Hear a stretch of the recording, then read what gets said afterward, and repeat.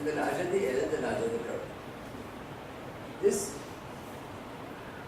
separation is of the order of 1 over L squared. This is in the unbiased case.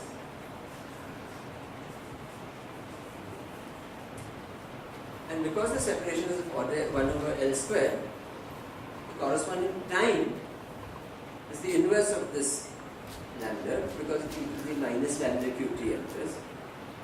Right? So you can write it as e to the minus t over tau, where tau is 1 over lambda.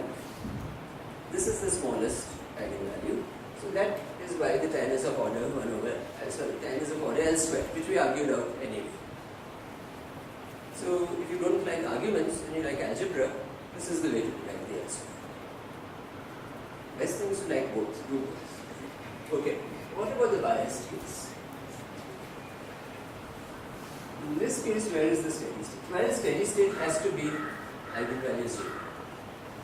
So here it is. At this time, the eigenvalue spectrum is quite different, and there's a nice fat gap. And then there's a property of space.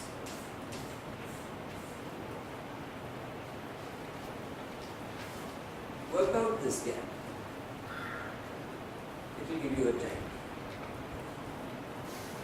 Can you guess what the time is? I'm sorry, I couldn't hear. I mean, the difference V minus U will certainly enter the formula. That is right. But we actually worked it out at the beginning of the class. So you have D and you have C. What is the time you can form from D and C? I forgot what it was. C over root D or something. D by C squared. This gap will be D by C squared. Yeah. Sort of has to be, because that's the only dimensional time in the system. So, I mean, if you believe what I say, that there's a gap, it has to be avoided in the system. Because the other things are set by system size, the space in between these and that. So this is the other meaning of L sub B. This is of course the time. What time? Time required to reach steady state after the particle is close by.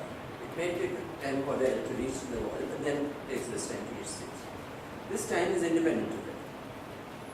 Now, what about the L sub D? Well, that's your profile. You have a profile of this sort. That has a certain length scale, and the only length scale in the problem is the ratio D by C. So this has to be D by C. Again it is. So this is D by C. So this is the other meaning of D by C. You change the problem from what it was. So the particle, it reaches a profile which is this big. Okay, so that's the end of my remarks on this problem. Now, at this point, late to it is, we will start discussing interactive particle systems. Okay, so we've so far been discussing systems with no interactions between particles. There might be a bias, there might not be a bias. The particle may be in a system with periodic boundary conditions, or it may be in a system with free boundary conditions. But so far, there have been no interactions between particles. How do we handle interactions? This is the whole question. So here we go. Now I got this.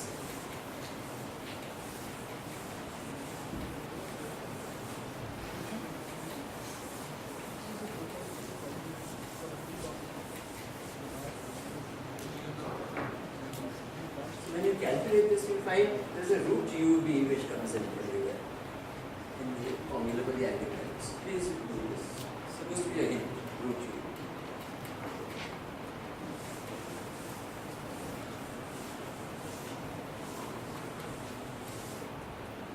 The hint is basically the following. I mean, in order to solve the eigenvalue problem in some reasonably facile way for the bias matrix, I think you can do the following. You can take your matrix, which is not symmetric, right? The U's and the V's, right? And make a similarity transformation. And I think what you have to do is basically ensure that this product is the same. So through a similarity transformation, not unitary similarity, this becomes the matrix same diagonals and root UB, root UB.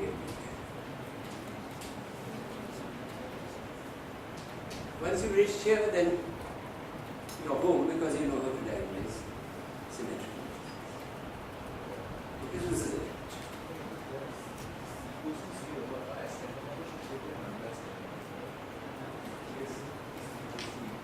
This thing is okay, but isn't that correct?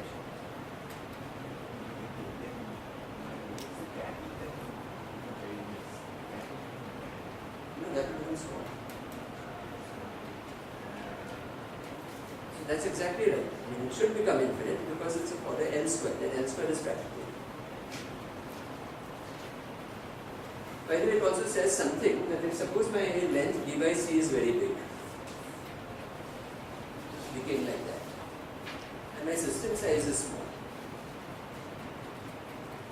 then system won't realize that there's any drift in the ground, which is related to this. Okay.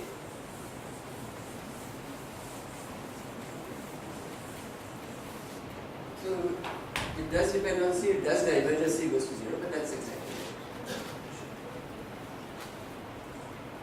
right. Okay, so shall we turn then to interacting dynamics? What do I mean by interacting dynamics? I mean, it's simple. I mean, I have a system with many random points. Okay? And there's an interaction between them. I mean, if there are people, well, you might say they'll go shake hands, but more likely they'll avoid each other. So, people in a lift, for instance, try to arrange themselves in a triangular lattice so that everybody is away from everybody else. You know, somehow this is human tendency. I mean, and so therefore, if you imagine people in the line, also they'll probably avoid. So all I'm saying, there are interactions between particles, and if there are not people or something else, there might be other sorts of interactions. So let me just quickly put down some examples of interacting particles. Suppose you have Brownian particles, colloidal particles or something, then you can have steric interactions, you can have electrostatic, I'm writing different sorts of things, and interactions, or you could have hydrodynamic interactions, meaning if these are in the liquid, then there are forces mediated by the liquid between particles. So all I'm trying to say is that if you have colloidal particles in liquid, there are all sorts of forces between them, you know, in addition to the fact that they do random motion. Or you have spins in a ferromagnet.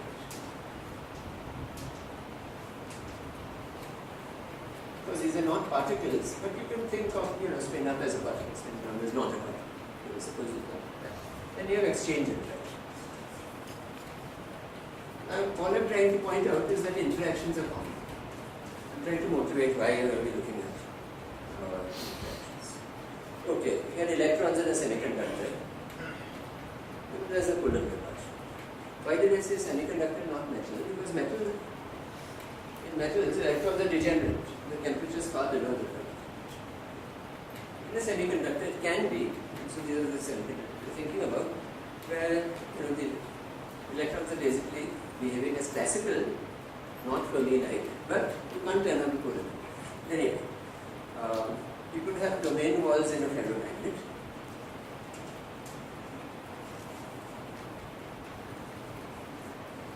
These interact by annihilating each other. What does that mean? For instance, suppose for simplicity I had a line, and I had a system, bunch of spins here which are positive, then I had a bunch of spins here which are negative, then I had a bunch of spins here which are positive again. And suppose I have very, very low temperature, which is basically a ground state. In a ferromagnet, the ground state is either all up or all down. Now, suppose you looked at this domain wall as a function of time, what you will find is that the spins here can flip quite easily compared to spins anywhere else. For instance, this might become, at the next step, this might become plus. Now, suppose this becomes a plus, then this wall would have moved there. then maybe this will again become plus. Maybe then at that point this will become minus. What you see is that there's a random walk here. Random walk of the wall. Here's another wall which is also doing a random. But now imagine that the two touch. If the two touch, what's going to happen? If the two touch, then the minus phases disappear. You have all pluses. The walls have annihilated, they've gone away. And there's no reason on earth for them to come back. Especially if you have very good temperatures. So here's another sort of interaction, there's annihilation. These were repulsive interactions. These are, you just kill each other. Okay, just to give you a last example, maybe we'll talk about it. Suppose again, I have a ferromagnet. Suppose the ferromagnet is in 2 dimensions.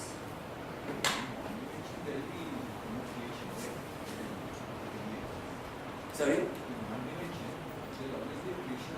Not if the temperature is 0. But let's suppose the temperature is 0. It just to make money. Otherwise you're right. There's a small creation rate and that will set in an equilibrium density of the materials. But if the temperature is actually 0, then what I said is right. When you prepare your system in some way, then the domain was in temperature. Suppose I had a ferromagnet in 2 dimensions. And suppose I had an initial state in which I have largely positive magnetization here and negative magnetization here. Then I'll have an interface between the two. It's like a boundary.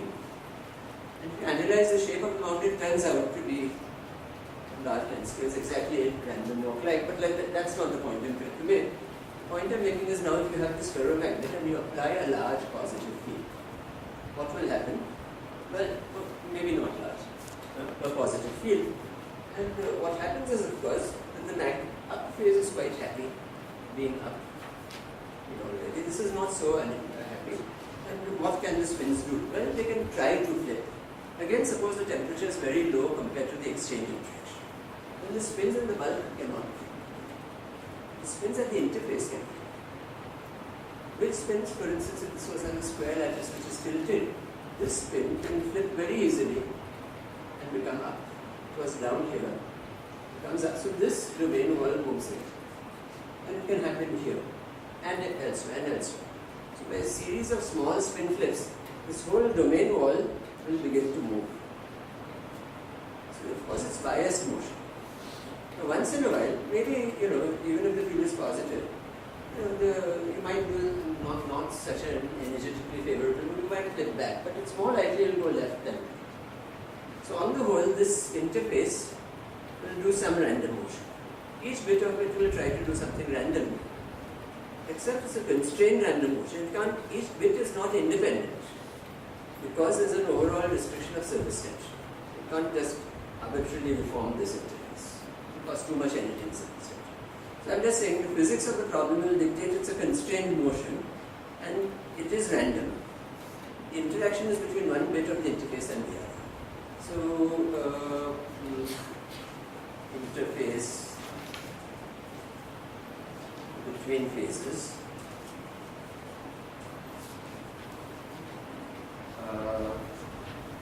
can be driven by fields.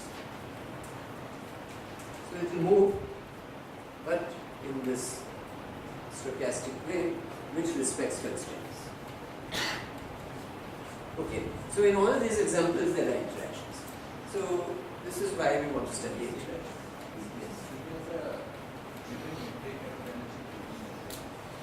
It depends on your membrane. Membranes are typically much more floppy. Surface tension is smaller. Here, the surface tension will be very large. It will be determined by the exchange interaction, which is a few thousand meters. So it will be, there might be a similarity, there might be a difference depending on the membrane.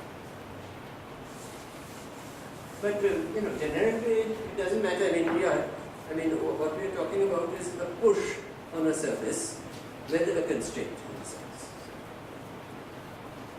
Right. Okay. So how do we handle such problems? This is the question. So here is the way we will go about it. What we will do is we will talk about not a single random walk, but whatever your system is. So it probably helps to focus on a given problem. So let's say we have again our one-dimensional lattice, and we have places where we have random walks. Some sites are empty. And this is specifying what the microscopic state of the system is. We will call such a microscopic state a configuration, and we'll label it by capital C. Now the first thing you notice is that in any such problem, the number of configurations is tremendously large. For instance, if I had a ball like here, if I had spins down, up, down, up, down, up, down. Because I purposely made a correspondence to sort of suggest to you that up is like a particle, down is like no particle, it doesn't matter. But if I ask the total number of configurations in the spin problem, what is the answer? 2 to the L. Right? And similarly, this one, although the number of particles will be conserved, will be of the order, will actually be LCN. But this also grows as some e raised to something L. So these are huge. The size of the space of all configurations, allowed configurations, is huge. Compared to a single random walker walking on a lattice, it can be in one of L's places. L is very small compared to each of them. So these are huge dimensional spaces. Right. But that does not deter us from writing an equation. So we can write an equation for the evolution of the probability of the system to be in configuration C at time t. I won't write t explicitly, it's understood we're thinking about the evolution of this as a function of time. And the equation is the most commonsensical equation on earth. It's called the master equation. So we'll just write it. You see, this is dpc by dt. So the probability to be in configuration C changes. Why will there be a change? Because configuration C, suppose it's there, may become something else. How can that happen? For instance, if this particle moves there, single particle moves, you might say, oh, the configuration hasn't changed much. You're right, it hasn't changed much, but it's changed. So configuration C will change the moment there's even a tiny move. So that's one way it can change, and then of course it stops being configuration C. But suppose if you started out with a configuration that was almost C, and that changed and became C, then again it can change. So there are ways in which you can get C, and there are ways in which you can leave C. So you write both down, and that's the master equation. So there's a sum over all configuration C prime, not equal to C actually, and there's a certain rate for the configuration C prime to evolve to C, which is pre-specified. This is part of the specification of the problem, times the probability that the system was in configuration C prime in the first place, minus, so this will add to the probability to be in system C, but of course you might move out of system C to some configuration C prime. C to C prime, E of C.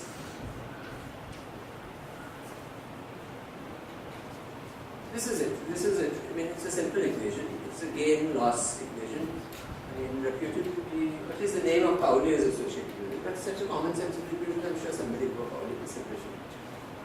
But there's a tendency of physicists to always lash on a famous name to anything. And so, no, I don't know, maybe that's being unfair to Pauli. Is he the first? Okay, we don't know. Anyway, sometimes it's called the Pauli master equation. In some other field, it's related to the Chapman promoter. So it depends. Physicists, by the way, as a class, are quite undisturbed by the fact that some other person in some other field might have derived something like that. So long as it's not a physicist, they will not show up. This happens very often. So it's a little unfortunate, but I mean, there are exceptions. Generally, I mean, it wasn't published in Physical Review, how are we to know? They take it as an alpha. So,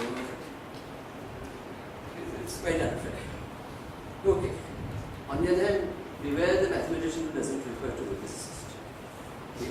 Alright, now let's come back. Where are we? Yes. I think I lost my sheet. Okay. The other thing I wanted to point out that solving the master equation is as hard or of the same order of hardness as solving the quantum many-body problem. Why? Because it's a linear problem.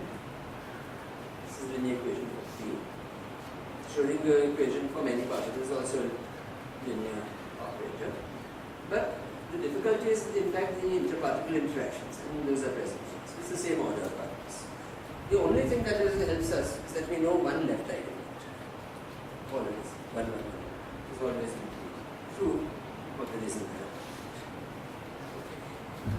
But finding the corresponding right eigenvector is like finding the ground state of your quantum many-body problem, and that's not always easy. Okay. Alright, now I'll just point out that sometimes, so we're going to write a matrix, right? I mean, we can write this in matrix form. And so in matrix form, fortunately or unfortunately, it has to be written like this. And so some people like me cannot get used to it, but we have to write it. And that is a sum over n. So let me call, we can't start labeling matrices by capital C's or capital C prime and arrows and all that. We just use small n and small n. I'm sorry to be using small n in a number of ways. Small n will now refer to configuration, but it will be clear from the context. Okay? So, let me write it here, since it may not be visible there. So this is the sum over n prime instead of C prime. P sub n prime, that is fine. But, in the usual matrix convention, this will become n prime. In other words, this is the transition probability from n prime to n. I like, think about what is from on the left, but that's my personal thing. So you don't get hung up. Okay? Minus, of course, w n prime from n to n prime. But I want to sort of tell you up front that the primes interchange. So otherwise we might get into Alright, now let's just stare at this matrix again. And here we are writing an equation on the right hand side. d by dt of some big column vector. Somewhere along the line is p sub n. Somewhere along this line is p sub n prime. Okay? Now, if you wanted to know what is the term that corresponds to w n n prime, where will it be in the matrix?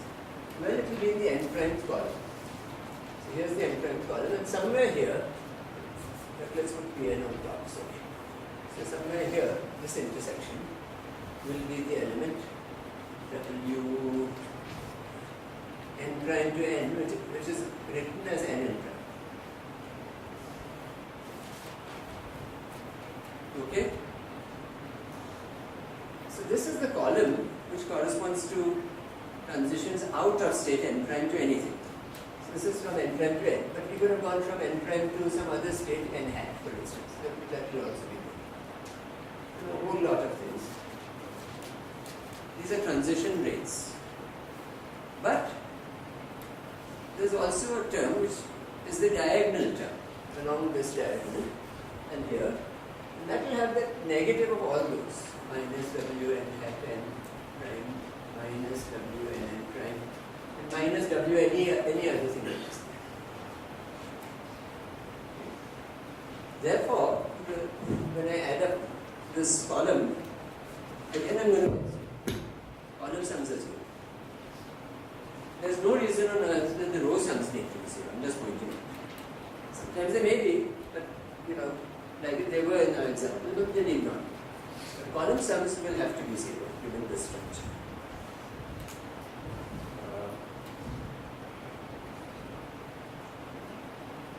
Okay, good. wanted to, so these are like transitions out from a certain configuration end time. They are along the corner. If you wanted to look at all the transitions that are into a certain configuration n, then you look along that road. There's nothing about conservation or anything about transitions in. Transitions out, yes. Okay. So let's make a number of quick remarks. Conservation of probability is expressed by the fact that the column sums are 0.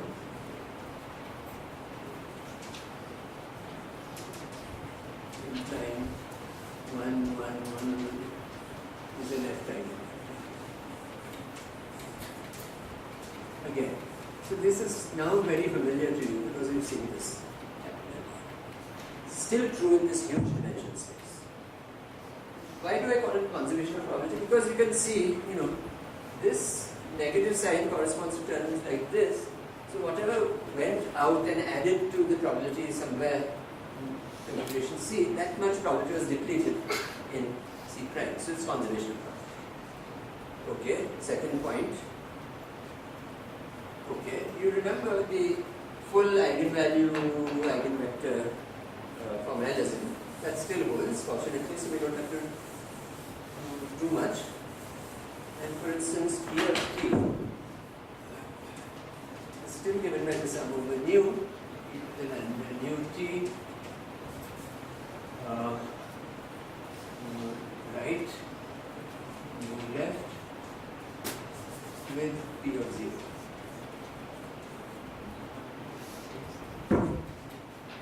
So staring at this, you realize that all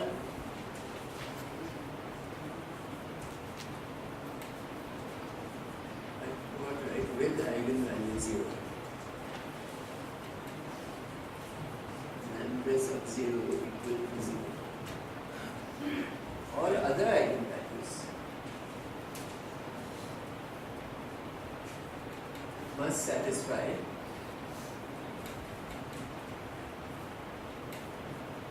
real part of lambda nu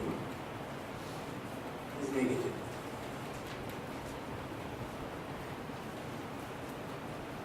First of all, real.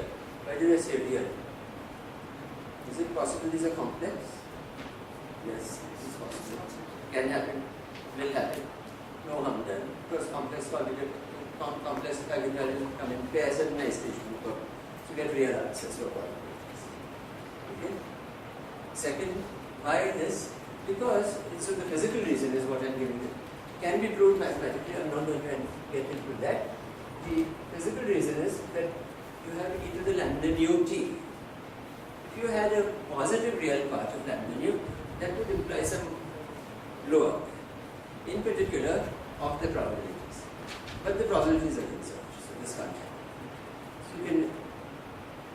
Okay. So I'm not going to prove some things that can be proved very nicely and succinctly mathematically. We will not prove it, but I'll give you a reference. Right eigenvector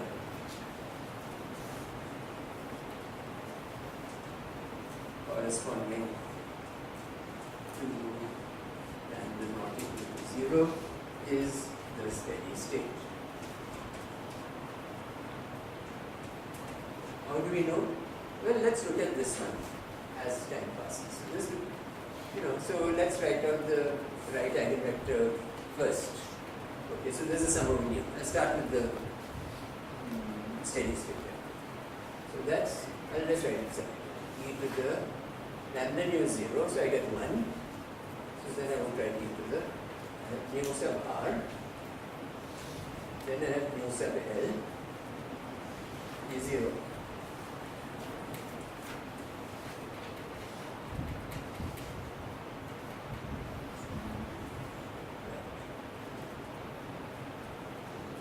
But nu sub l I know. This is sub 0. This is 1, 1, 1, 1. So if I take 1, 1, 1, 1, 1 and multiply by the initial probabilities, which would be P1, P2, etc., etc., I'll get the sum over the probabilities. And that's being probability is the size of the.